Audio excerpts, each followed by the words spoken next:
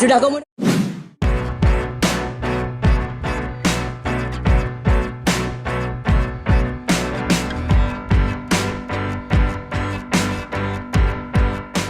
Bergabung dengan PDIP, Mbak Puan? Sudah komunikasi, Mbak? Komunikasi. Oh, siap. Kalau untuk cawapres dari Ganjar, apakah sudah ada, Bu? Ada lah.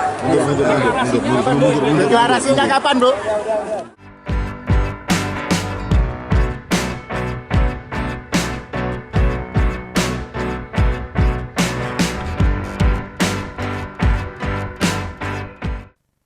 Pak Ganjar, Capres Ganjar Pranowo, itu juga mengajak kalau Partai Demokrat bisa bergabung ke pihak beliau. Ditandai pertemuan Mbak Puan dengan AHY beberapa saat yang lalu.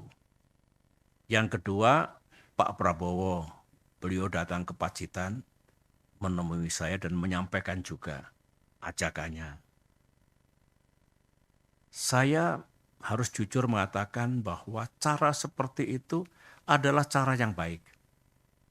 Sah, tidak salah, dan dibenarkan dalam demokrasi, dalam dunia politik. Ajakannya pun saya dengarkan juga tulus dan serius.